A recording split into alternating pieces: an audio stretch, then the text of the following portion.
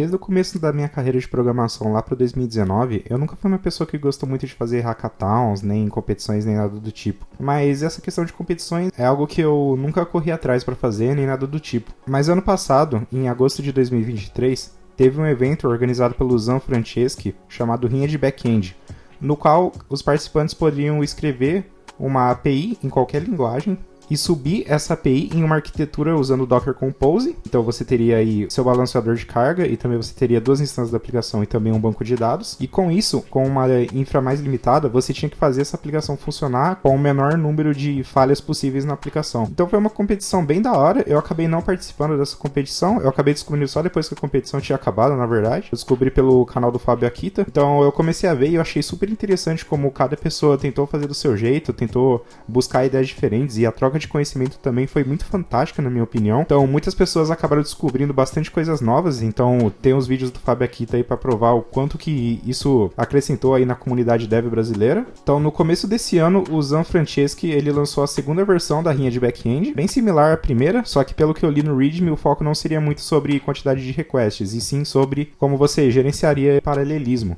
Então, uma competição bem da hora. Nessa competição eu tô participando. Eu escrevi a minha API usando a linguagem V, é uma linguagem bem recente aí, muito baseada em Go e Rust, e com uma performance muito rápida, tanto que é uma linguagem que consegue se equiparar com a linguagem C, inclusive. Então nesse vídeo aqui o meu intuito é mostrar para vocês como que eu fiz o meu projeto, como que eu fiz o meu Docker Compose, a minha aplicação em V. E também a competição ainda está acontecendo. Ela vai acabar, se eu não me engano, dia 10 de março. Então, você, depois desse vídeo, você pode abrir aí o seu editor de código e fazer na sua linguagem favorita. Então, é isso, galera. Eu vou mostrar um pouco como que eu fiz e alguns macetes aí para você também conseguir um resultado bem da hora. Então, beleza, bora pro vídeo aí. Bom, galera, eu tô aqui no repositório da Rinha de Backend oficial. Então, se você clicar no link, a primeira coisa que você vai ver vai ser isso aqui. Aqui tem o link do Twitter, caso você queira acompanhar a Rinha por lá também. Caso você tenha Twitter aí, quiser ver o que o pessoal está postando. Aqui a gente tem todas as informações. Aqui é a data limite, né, que seria 10 de março de 2024. Aqui embaixo ele já vai falar o que precisa ser feito. Então aqui você vai ver que a gente vai precisar fazer dois endpoints. Um endpoint aqui de post de transação de cliente e outro endpoint aqui para pegar o extrato do cliente. Então aqui logo de cara a gente já vai saber o que a gente vai precisar receber na nossa API. Então eu acho que você aí já deve ter uma ideia de como você vai fazer no seu framework favorito aí isso. Aqui a gente tem umas validações aí pra gente fazer. E essas validações é legal que a gente tem que usar o status code 422. Então na minha primeira versão do projeto eu fiz e coloquei um status code diferente, acho que eu coloquei 400 batch request, mas na verdade a RIM espera 422. Então é uma coisa aí para ficar atento na rinha. Aqui a gente tem o endpoint de resposta, limite e saldo. E aqui algumas informações a mais, como por exemplo o código status 422 que eu acabei de dizer para vocês. E caso no encontro cliente tem que ser 404 e essas coisas, né? Então aqui a gente já tem o get de extrato de cliente. Essa daqui é uma requisição que vai ser um pouco mais simples no final das contas, vai ser só uma requisição para pegar as informações. Não vai ter nenhuma concorrência do banco de dados entre as duas instâncias, então essa daqui é uma mais simples, mas não deixa de ser desafiadora também, porque a gente aqui tem que montar esse objeto, tem que fazer as queries. Você pode tentar otimizar fazendo as duas queries ao mesmo tempo, usando aí, não sei se sua linguagem favorita tem threads ou algo do tipo. Então aqui você tem as informações e tudo mais. E aqui você também tem o cadastro inicial de clientes. Então seu projetinho vai precisar ter esses 5 clientes já previamente cadastrados. Como fazer e entregar, você vai ter todas as informações aqui também, de questão de Docker Compose e tudo mais. Recomendo que você tenha um conhecimento aí básico de Docker. Não precisa ter mexido com Docker Compose nem nada, mas ter um conhecimento do Docker, como ele funciona e como que containers Docker conseguem se comunicar entre si e tudo mais, é um negócio bacana de você ter. Mas você pode ir aprendendo enquanto você faz isso daqui também. Às vezes se você é muito iniciante, você é júnior, estagiário, você pode bater o olho nisso aqui e falar, nossa, isso daqui é muito difícil pra mim e tudo mais. Não, cara, tenta fazer. Tipo, olha o projeto da galera também, vê como eles fizeram, e tenta fazer também. Talvez você consiga fazer aí e talvez nem você acreditava que você conseguia fazer. Então, boa sorte aí se você começar a fazer. Aqui a gente tem como que vai funcionar, né? Então a gente vai ter um stress test, que stress test é um teste de carga. O Gatling aqui é uma ferramentinha aí que ele vai bater na sua aplicação diversas vezes. Então ele vai ver se a sua aplicação vai aguentar e tudo mais. E aqui você vai ter um load balancer. Um load balancer, para quem não sabe, é uma peça de infraestrutura na qual ele recebe uma requisição em uma porta. Então ele pega essa requisição e direciona para alguma instância. No caso aqui a gente tem duas instâncias. A sua aplicação ela vai ter uma instância 1 e a instância 2. E o load balancer ela vai dividindo a carga aí, uma requisição para um, outra requisição para o outro. E assim que funciona geralmente em um cenário real aí de uma aplicação real. E aqui as duas instâncias vão se comunicar com o banco de dados aí, o seu Postgres, MongoDB, MariaDB. Aqui ele fala que vai ter uma restrição de CPU e memória, então no caso 1.5 CPU e 550 MB de memória também. Então você vai só tentar colocar no seu Docker Compose essas duas restrições aqui. E aqui legal que o Zan Franceschi, ele colocou um Docker Compose de exemplo. Então você tem a configuração da instância da sua API, e você tem a segunda instância, que basicamente pega e copia tudo da primeira API, só muda o hostname e a porta. O Nginx, que é um dos balanceadores de carga, você pode escolher outro balanceador de carga também, existem diversos. Mas no meu caso aqui, eu também escolhi o Nginx. E o banco de dados, que no caso aqui está vindo como um Postgres, você pode colocar outro também, nada te impede. No meu caso, eu também escolhi o Postgres, que é o que eu estou mais familiarizado aí e tudo mais, mas se fosse para colocar um MongoDB, um MySQL, não teria problema também não, é bem tranquilo de fazer essa mudança, vai com o que você gosta mais, né? Então aqui tem um script de exemplo SQL, os create tables e tudo mais, então você vai fazer a arquitetura de tabelas do seu projeto. Então no meu projeto, na linguagem V, ele tem um suporte para criação de tabelas automático, que a gente chama de migrations. Então, quando eu estava desenvolvendo, eu fiz esse migration, então eu não fiz nenhum script de create table nem nada. Mas aí quando eu fui fazer a configuração do Docker Compose tudo certinho, eu tirei esse migration e criei as tabelas na mão, para ficar um controle melhor do que estava acontecendo e tudo mais. Tem o create table aqui e tem o insert dos clientes no banco de dados. A configuração do Nginx é normal, não precisa nem mexer em nada, só a sua aplicação está rodando na parte 8080 que já basta. Isso daqui eu peguei desse jeito aqui que estava mesmo, acabei não mexendo em nada. E aqui tem como que você consegue executar os testes local na sua máquina. É muito tranquilo, é só você baixar o Gatling, ter o Java instalado na sua máquina também, rodar o script de teste, e o script de teste você precisa modificar ele para ele saber onde que está o seu Gatling baixado. Então fazendo isso ele vai conseguir já bater na porta 9999 na sua máquina e vai começar aí o teste. Então aqui eles têm os critérios para rinha de back-end, se você estiver vendo depois da rinha, provavelmente já vai ter o critério aqui, os vencedores e tudo mais.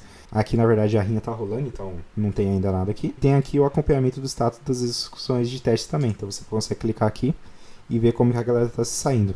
Olha que da hora quantos participantes a gente tem aqui, ó. A gente já tem bastante gente fazendo, ó. Então olha que bacana, você pode ver o projeto da galera, ver qual linguagem que eles fizeram. Então eu tenho o meu aqui, é Marco AG Pegorari, então aqui já está a minha submissão também. Legal, agora falando um pouco da minha escolha de linguagem, eu escolhi essa linguagem aqui, ela chama V, mas o pessoal costuma chamar ela de VLang, porque se você colocar V no Google não vai aparecer muita coisa, então você coloca VLang, igual a gente tem Go e Golang. Basicamente essa linguagem V é uma linguagem que é muito parecida com o Go, e ao mesmo tempo incorpora alguns elementos de Rust e algumas outras linguagens. Então eu escolhi ela porque eu estava querendo aprender uma linguagem diferente. Você pode ver que é uma linguagem meio recente, tá numa versão beta, inclusive. Mas é uma linguagem muito bacana. É claro que de uma versão para outra a gente tem algumas breaking changes, inclusive. Inclusive eu peguei uma dessas breaking changes. Na minha máquina estava rodando a versão 0.4.2 e o container estava rodando a versão 0.4.4 e estava dando alguns erros em relação a isso. Eu estava quebrando a cabeça para descobrir. Então essa daqui é a página da linguagem. Eu poderia ter feito com outras linguagens que eu sei também. Hoje atualmente eu trabalho com Java, mas eu tenho conhecimento em JavaScript, Go, Python, mas eu quis fazer nessa linguagem mais diferente aqui. Então aqui a gente tem o GitHub da linguagem, a gente pode clicar aqui. E aqui embaixo a gente vai ter as documentações. Nas documentações ele vai mostrar um passo a passo de como instalar. Então ele é muito simples, ó. Você faz um git clone, dá um cd, depois vai dar um comandinho make, aí ele já vai buildar. E depois creio que seja só colocar aí o executável do V no seu path que já vai ficar tudo certo. Aqui no getting started já tem um comandinho bem simples aqui, ó, vnew. Passando esse template web aqui, ele já vai criar um projeto web para você. E aqui nessa documentação já tem tudo que você precisa aí, basicamente. Já tem como fazer um hello world, e somar, subtrair, criar uma struct, criar uma função, como que funciona a linguagem e tudo mais. Aqui nessa página tem uma documentação muito legal. Muito legal que eles deixaram num readme só, então para você dar um Ctrl F aqui e pesquisar o que você está precisando fica aí bem fácil. Então V é uma linguagem que eu achei muito bacana, porque tem basicamente tudo que você precisa na Standard Library dele. Então, você tem aí pacotes para desenvolvimento web, pacotes para conexão com banco de dados. Você, inclusive, tem até um ORM nativo. É muito bacana isso da linguagem, você não precisa instalar nenhuma dependência. Tudo que já tem na linguagem você já consegue fazer. E, tipo, tem na linguagem você consegue fazer de uma maneira fácil, inclusive. Não é que nem, por exemplo, no Java, e isso eu posso falar porque eu trabalho com Java, que você tem, tipo, você consegue fazer uma API com Java puro, mas vai ficar muito difícil e tudo mais. Mas com o V eu achei muito tranquilo, então você não tem a necessidade aí de instalar nenhuma dependência. Eu usei aqui esse pacote da Standard Library, que é o VWeb, é o web server oficial aí do V. Então aqui ele mostra como que você consegue criar endpoints, fazer conexão com o banco de dados, como que você consegue fazer até um sistema de templates aqui, de HTML. Muito bacana isso daqui, se quiser dar uma olhadinha depois, eu vou deixar todos esses links no comentário também. E agora vamos falar um pouco do meu código. Então, galera, esse daqui é o meu código. Você pode ver que tem pouquinhos arquivos aqui. Então, é uma API bem simplesinha, na verdade. Eu vou começar aqui pelo meu arquivo main.v. No Visual Studio Code, a gente pode vir aqui nas extensões e colocar V. E aqui vai aparecer o plugin oficial da linguagem V. Se quiser estar instalando ela, fica muito melhor para você programar e tudo mais. Que ele já vai colocar aqui todo o highlight, tudo certinho. Um ponto muito negativo dessa linguagem é que, como ela é uma linguagem que ainda está em desenvolvimento, ainda está na versão beta, quando você coloca algum código errado aqui, ele não vai apontar que tem um erro. Igual como, por exemplo, você teria um erro se você tivesse programado em Go ou qualquer outra linguagem com um pouco mais de tempo de mercado aí. Então, isso daqui é um ponto muito negativo. Literalmente lembra dos meus tempos aí aprendendo a programar em C no CodeBlocks lá na escola. Então, esse é um ponto para ficar atenção. Isso daqui não é uma linguagem para iniciantes, não. Tem que quebrar bastante a cabeça aí para saber o que está acontecendo e tudo mais. Então, aqui a primeira coisa que a documentação fala para a gente fazer é criar uma struct app e dentro dessa app colocar o contexto do VWeb. Com isso daqui a gente vai conseguir fazer uma API com um endpoint funcionando e tudo mais. Mas eu coloquei algumas outras coisas aqui, como você pode ver, eu coloquei esse controller que ele permite a gente criar alguns controllers e deixar isso em um arquivo diferente. Então aqui eu também coloquei o banco de dados. Estou usando aqui o Postgres, então ele tem esse pacote pg.db que já é nativo também. Mas você tem também pacotes para usar com SQL Server, com MySQL também, eu acredito que tenha. E aqui em cima tem esse DB Handler. Esse DB Handler, a documentação pede para a gente criar ele, porque esse DB aqui é uma única conexão. Então, o ideal quando a gente está fazendo aí uma aplicação web é que a gente tenha um pool de conexões. Então, esse DB Handler vai ficar responsável nisso. Aqui a gente coloca a conexão com o banco de dados. Então, a gente tem esse método connect com conexão info. A gente consegue passar o host, o nome do banco de dados, o usuário, a senha e a porta. E aqui a gente tem o nosso método main. Então, primeiramente, a gente vai pegar e criar a pool usando esse método aqui, database pool. E depois a gente vai criar a app usando essa struct aqui. Então, para quem já programa em Go, vai ver esse código aqui e vai falar que é muito similar ao Go. Então, você tem aqui, tipo, essa declaração aqui do Go é muito parecida. Você tem o jeito de criar structs também que é muito parecido e tudo mais. Então, é uma linguagem muito similar ao Go, com a rapidez do Rust e até do C. E aqui eu defini, então, as minhas controllers do meu app. Então, eu defini a minha controller de cliente. E aqui eu passei o pool de databases para ele. Então eu fiz desse jeito e depois a gente coloca para rodar o aplicativo. Coloca aí para rodar e eu coloquei alguns parâmetros. Como ele está rodando dentro de um container, eu coloquei esse 0.0.0.0, mas se você não estiver rodando dentro do container, você pode colocar localhost aqui que ele vai funcionar. Eu coloquei a porta também, que é 8080. Eu coloquei a mesma porta aqui do Nginx. Então basicamente esse arquivo main é isso. Então agora eu vou falar um pouco mais sobre os módulos do meu banco de dados. Então aqui eu criei um módulo chamado Modules. Aqui no V, os módulos eles têm que ter no máximo 10 caracteres. Só achei meio limitante, porque você, por exemplo, aqui no cliente controller, já vou mostrar aqui pra vocês, eu tive que colocar bem compactado aqui, então eu coloquei CLI underline controller aqui. Então ficou bem encurtado, então it is what it is, né? Vamos voltar aqui no Models. Aqui então eu coloquei uma tabela para cliente e outra tabela para transação. Eu vi que tem um pessoal que colocou também uma tabela para saldo, para ficar aí parecido com a request aqui da consulta de extratos. Mas eu não vi necessidade, então eu deixei tudo na tabela cliente mesmo. Então a tabela transação aqui também tem todas as variáveis dela que ela precisa. E o da hora que o V ele também tem suporte a foreign key. Coloquei aqui que o cliente ele possui muitas transações e que a chave é esse ID da transação. Então com isso aqui ele já conseguiu migrar e criar com sucesso para mim. Mas como eu disse para vocês, eu não estou usando essa migração automática agora no projeto. Antes eu colocava aqui logo depois da pool, eu já criava as classes e ficava bem aqui no meio. Mas agora eu não estou utilizando mais, então tá desse jeito aí, ele só sabe que tem essas classes aqui. Vamos falar um pouco agora sobre as DTOs. As DTOs eu criei mais para fazer a response pro cliente aí, então. Então aqui a gente tem a response de extrato, que a gente tem um saldo do tipo saldo DTO. E o saldo DTO a gente tem aqui as variáveis aqui. Tá bem bonitinho, tem as últimas transações, que é um array dessa outra struct aqui. E aqui a gente tem o valor, tipo, descrição e o realizado em. Daqui as DTOs, bem simples, né, de entender o que tá acontecendo. E vamos agora para a classe que acontece tudo mesmo, que é a Client Controller. Na Client Controller, a primeira coisa que a gente faz é criar um contexto desse controller aqui. Então eu crio um client CXT. Então nesse client ele vai ter um context, assim como no app na classe main ele vai ter um context também. ele vai ter o pool de conexões e vai ter o DB aqui, que vai ser a conexão com o banco de dados. Então vamos começar devagar aqui, eu vou mostrar a request mais simples, que é o get de extratos do cliente. Eu coloquei essa annotation aqui, que fala que eu vou receber um ID request, e eu também vou bater no endpoint extrato aqui. E esse ID request eu vou receber aqui como parâmetro da função. E essa função ela vai retornar um veb.result. E aqui, quem já edgou já vai saber o que está acontecendo aqui. Então basicamente, isso aqui vai pertencer a struct cliente txt. Então é basicamente como se a struct fosse uma classe do Java e um método dessa classe fosse esse daqui. Então esse get extrato está atrelado ao context do cliente. Então beleza, a primeira coisa que eu faço aqui então é usar o ORM do próprio VLang para fazer uma query de clientes por ID. Ele vai me retornar uma lista de clientes aqui, não importa se eu esteja fazendo um por ID ou por qualquer outro campo aí.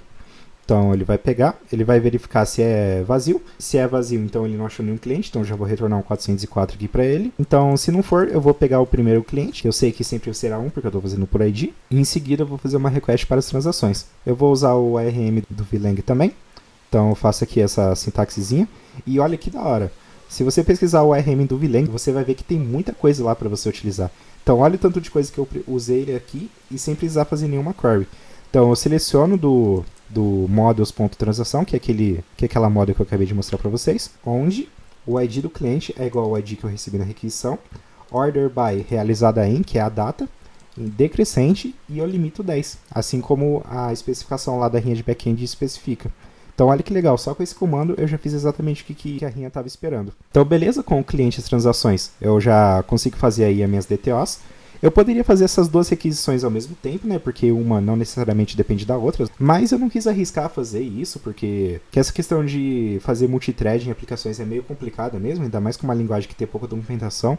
Eu acho que eu gastaria um dia e meio aí para fazer um negócio assim e não teria nem muito ganho, porque como eu estou usando o índice no banco de dados, a requisição já é bem rápida, então eu não vi necessidade, mas se você quiser também aprender como que faz. Então aqui eu primeiro vou montar transações response DTO. Então aqui vocês vão ver que eu estou fazendo um arrays.mapIndexed. Eu estava procurando no VLang como que eu faço um map que você pega uma lista de objetos e mapeia para uma lista de outro objeto. Então é basicamente isso que eu estava querendo fazer. Eu estava querendo mapear do objeto transação para o objeto transação DTO. Então eu descobri esse jeito na documentação de fazer. Então ele é um map que ele vai passar por cada transação e também vai ter o ID aqui. Então eu achei desse jeito aqui muito legal. É uma sintaxe que eu ainda não entendo muito bem, para falar bem a verdade, mas consegui fazer desse jeito aqui. Então com isso ele mapeia de uma lista para uma outra lista e salva nesse daqui. E aí em seguida eu faço o extrato response DTO, que ele vai ser do tipo extrato response DTO.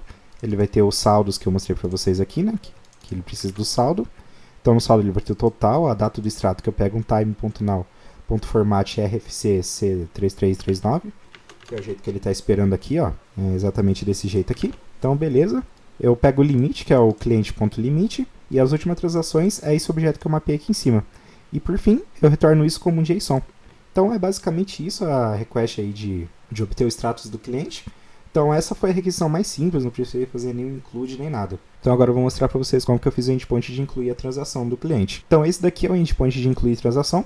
Você pode ver que aqui no cabeçalho ele tem o ID e transações, e só que eu falo que ele é um método post ao invés de um método get. Então, beleza, aqui no cabeçalho ele é bem parecido, ele recebe um ID request.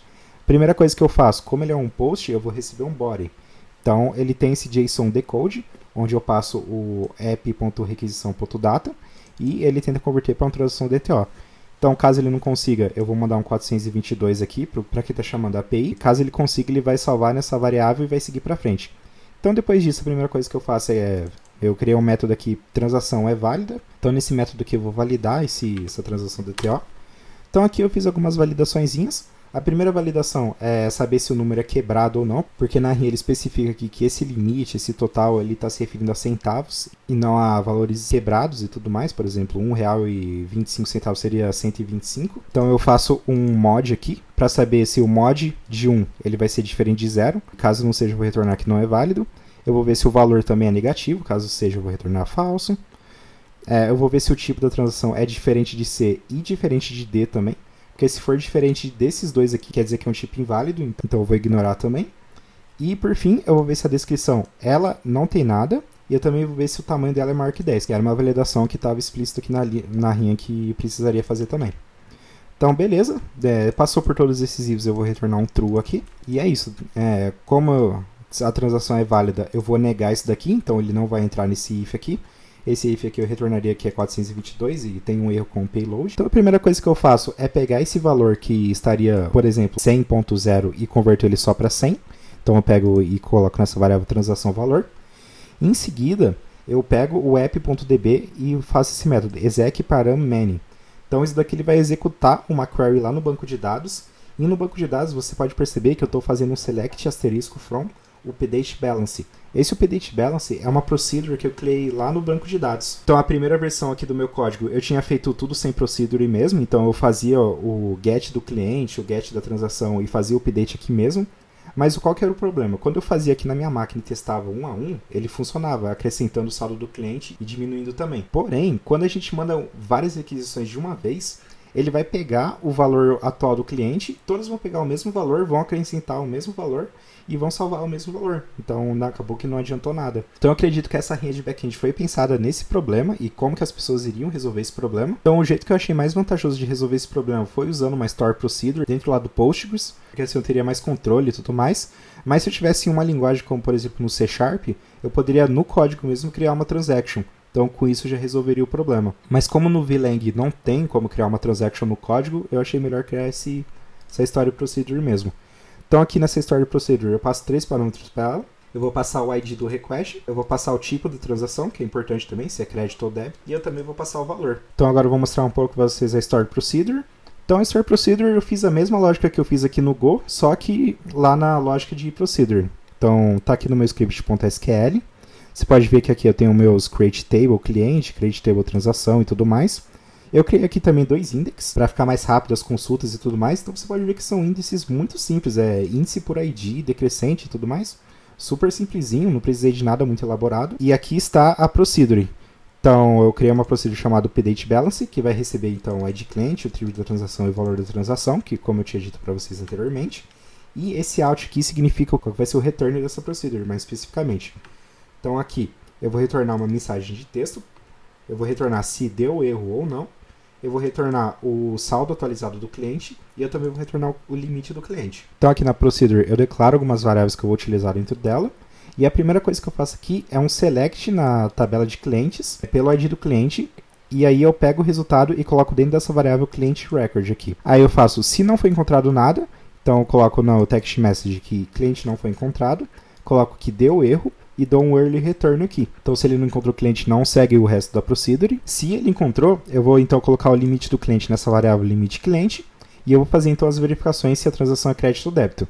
Se for crédito, eu vou pegar então o saldo do cliente e vou acrescentar o valor da transação e vou salvar isso numa variável saldo cliente. Caso seja uma transação de débito, eu vou pegar o saldo do cliente e vou subtrair essa transação e vou colocar nessa variável saldo cliente.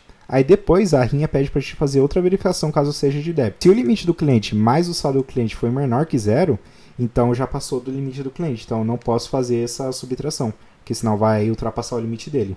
Então eu coloco aqui na mensagem de texto, limite foi ultrapassado, e que é erro, e dou um early return aqui também. Então basicamente, vamos supor se o cliente ele tem um limite aí de R$10.000, e você esteja com um saldo negativo aí de 950. Então se eu quiser fazer uma transação de débito de R$300, eu vou conseguir fazer ainda, porque o limite do cliente mais o saldo do cliente que eu calculei aqui, ele não seria menor do que 0.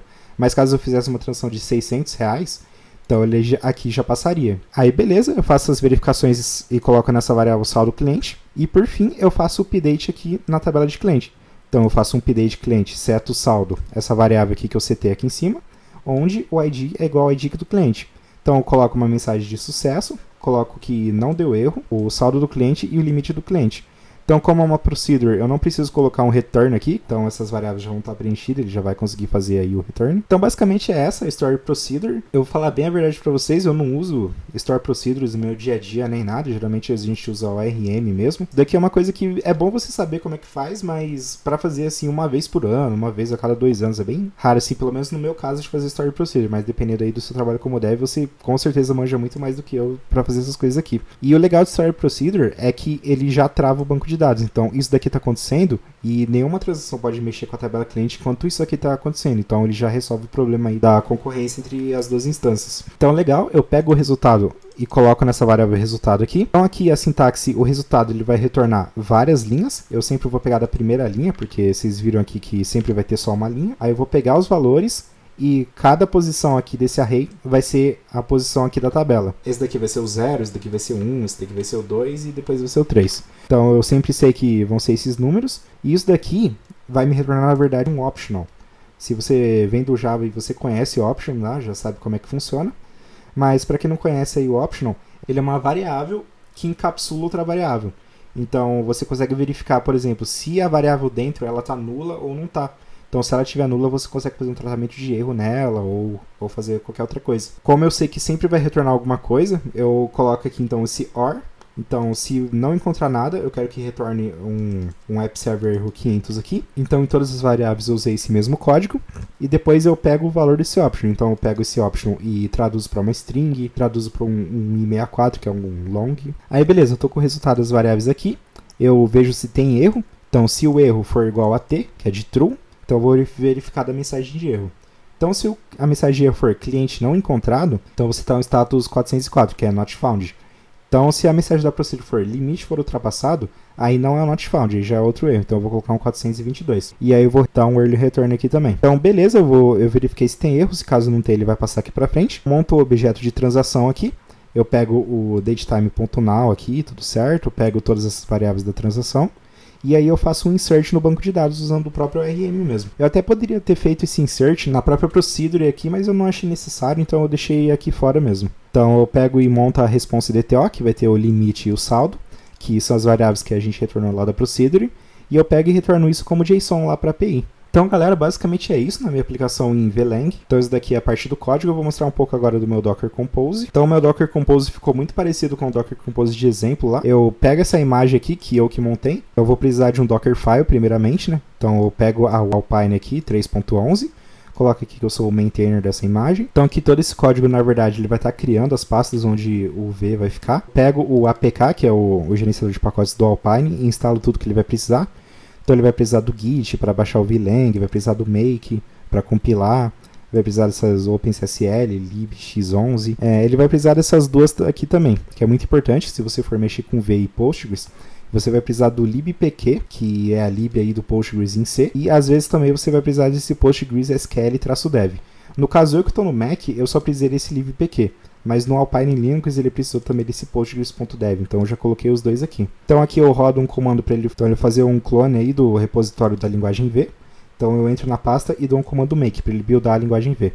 Então eu pego o código do meu projeto, rodo v-prod para ele rodar um build de produção. Tira esse segfault handler, que isso daqui também não vai precisar, como é um app de produção. Eu rodo aqui tudo que está dentro do app. Por fim eu exponho a porta 8080. E no fim eu rodo um cmd /app, que esse /app aqui ele é o binário que é gerado no nome da pasta que ele está. Então você pode ver aqui do lado que o binário ele ficou como rinha de backend 2024, que é o nome da pasta que ele está. Mas aqui no caso, como ele gerou dentro da pasta app, ele ficou com /app. Então eu rodo o /app para rodar a aplicação. Então esse daqui é o meu Dockerfile. E para subir a imagem Docker que você gerou com esse Dockerfile lá no Docker Hub, você vai precisar de uma conta e de fazer o login no seu terminal e tudo mais. Então, beleza, subindo a imagem lá no seu Docker Hub, então ele já vai ficar disponível para a gente usar aqui no Docker Compose. Aqui eu coloco qual é a imagem, então ele é marco AGP, /rinha VLang marco. Eu pego a versão latest também. Não é legal você usar sempre a versão latest, porque, por exemplo, vai que você tem um Postgres 16 e no futuro eles atualizem para o 17 e quebra alguma coisa. Então é sempre legal você colocar a versão, mas como aqui é eu que estou controlando a versão dessa imagem Docker, eu não achei problema em colocar latest.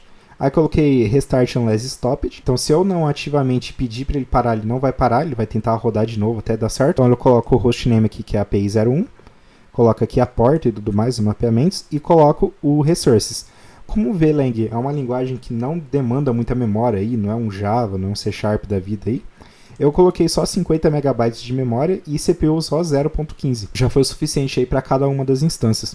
Aqui a API 2 eu pego o que tem na API 1 e só muda aqui a porta mesmo. O Nginx eu estou usando a versão 1.25.3-Alpine.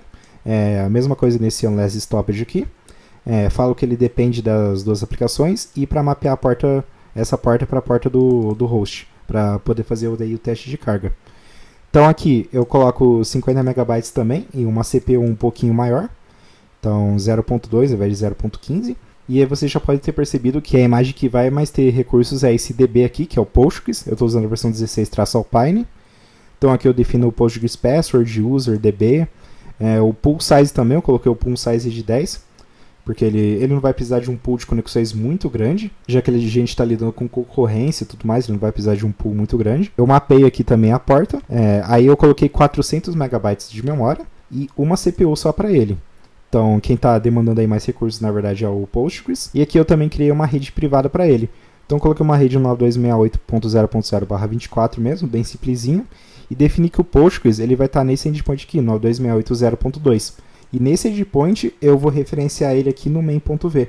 Então você pode ver que o host é esse endereço aqui.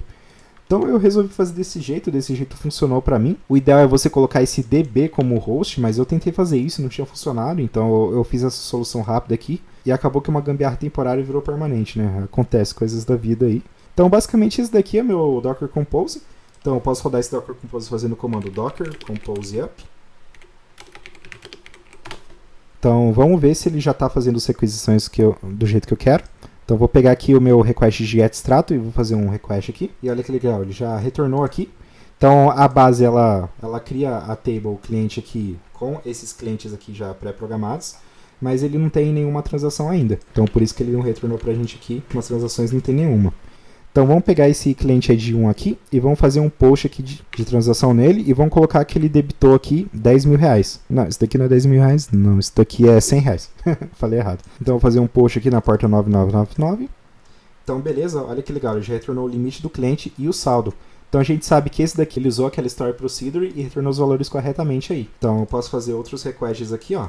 Então ele vai debitando da conta do cliente. E se tivesse várias pessoas fazendo request aqui, esse saldo aqui ele não se atrapalharia, porque ele está usando a transaction lá no próprio banco de dados. Então se eu vir aqui em getStrato novamente e fazer um request, ele vai pegar aqui o total, o limite, a data do extrato, na formato de data que ele espera ali na rinha, e as últimas transações aqui, ó, do tipo débito, descrição OPA e valor 100 reais.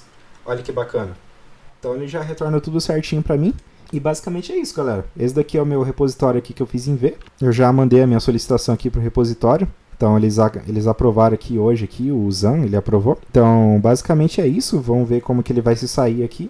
E é isso, galera. Então se quiserem olhar o meu repositório, eu vou deixar ele na descrição aqui também. E participem dessa rinha, é muito legal. Então o tanto de conhecimento que você acaba aprendendo aqui é muito da hora. Às vezes você pode pensar tipo, eu não sei fazer Docker Compose ainda. Ou tipo, você é um programador mais experiente, pode falar, essas coisas de Docker Compose é simples, não vou perder meu tempo nisso. Mas o legal é que você, mesmo que você seja muito experiente, você acaba aprendendo coisas novas. Então eu tô achando essa edição da Rinha muito da hora, eu tô muito feliz de participar nela. E é isso, galera, façam um projeto de vocês e vamos, que tem até dia 10 de março para fazer o código dessa Rinha. Eu esqueci de mostrar para vocês também o meu repositório do Git aqui. Então, no meu repositório a gente tem os testes aqui que eu fiz. Então, usei aqui um notebook da Samsung, usando o Linux Mint Cinnamon 21.3. Então, no meu Mac, eu estava fazendo teste de carga e ele estava indo muito mal, mesmo. Eu não sabia o que estava acontecendo. Então, eu resolvi usar esse Linux Mint Cinnamon aqui para tentar fazer o teste. E ele rodou perfeitamente. Então, olha só que legal. Então, ele fez todas as requisições, todas eram menos de 800 milissegundos. E somente aqui uma requisição que foi uma requisição de validação que deu erro. Mas estou muito satisfeito aí com esse teste. E o legal é que a primeira vez que eu rodei, eu coloquei aqui no Docker Compose, eu achei que a aplicação ia precisar de mais megabytes, eu deixei menos megabytes para o banco de dados, e acabou que ela performou muito mal. Acabou ficando a maioria aqui no vermelho, alguns nesse aqui amarelo, então ficou muito mal. O legal é que você consegue ir ajustando aqui, testando de novo, e você encontra uma melhor relação de memória e CPU entre as aplicações. E isso acaba te deixando um dev melhor também, mais experiente, que sabe o quanto de memória cada aplicação vai precisar e tudo mais. Então legal, galera, façam esse desafio aí da rede backend, recomendo muito, um abraço e até mais.